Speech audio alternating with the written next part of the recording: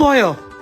നിങ്ങൾക്ക് എല്ലാവർക്കും കാണും ഇതുപോലൊരു കൂട്ടുകാരൻ. എവിടെ പരിപാടി അവതരിപ്പിച്ചാലും താമസിച്ചു വരുന്ന ഒരുത്തൻ. അങ്ങനെയുള്ളവർക്കുള്ളൊരു വീഡിയോ ഇത്. എടി മനഃപൂർവ്വം താമസിച്ചല്ല. അറിയാം, എല്ലാ പ്രാവശ്യം നീ തന്നെയാണല്ലോ പറയുന്നത്. 1, 2 അല്ല 5 ബസ്സാ പോയത്. നീ ചൂടാകാതെടി, അടുത്ത ബസ് ഇപ്പൊ തന്നെ കാണുമായിരിക്കും. അയ്യോ, അടുത്ത ബസ്സിന് നാളെ ഉള്ളൂ. നീ 5 മിനിറ്റില്ല 2.5 മണിക്കൂർ താമസിച്ചു. എന്നാ നമുക്ക് നാളെ പോവാം. ഈ പ്രാവശ്യത്തെ പരീക്ഷയ്ക്ക് ഞാൻ നന്നായിട്ട് പ്രിപ്പയർ ചെയ്താ വന്നേക്കുന്നത്. പിന്നെ ഇച്ചിരി ലേറ്റ് ആയത് ഹോൾ ടിക്കറ്റ് എടുക്കാൻ മറന്നുപോയിട്ടാ. എങ്ങോട്ട് പോവാം? പരീക്ഷ ഒക്കെ കഴിഞ്ഞ് പിള്ളേര് വീട്ടിൽ പോയി. അതെങ്ങനെ ശരിയാവുന്ന? 10 മണിക്കല്ലേ പരീക്ഷ? അതെ, 10 മണിക്കായിരുന്നു പരീക്ഷ. പക്ഷെ സമയം ഇപ്പൊ 1 മണിയായി. 1 മണിയായില്ലേ? അങ്ങനെയാണെങ്കിൽ അടുത്ത പരീക്ഷ എഴുതാം. നമുക്കിപ്പോ പോകാം. എടാ, ഇന്നെങ്കിലും നീ ഒന്ന് കറക്റ്റ് സമയത്ത് പറഞ്ഞേ. രാഹുകാലം കഴിഞ്ഞാൽ കല്യാണം മുടങ്ങും. ബസ് ലേറ്റ് ആയി, അതുകൊണ്ടാണ് ഞാൻ താമസിച്ച. നീ ഒന്ന് വെച്ചാൽ ഞാൻ കറക്റ്റ് സമയത്ത് വന്നോളാം. നിങ്ങൾ മേടിക്കണ, ഞാൻ ഇപ്പൊ തന്നെ അവിടെ എത്തും. കുറെ കഷ്ടപ്പെട്ടിട്ടാണെങ്കിലും കറക്റ്റ് സമയത്ത് എത്തി.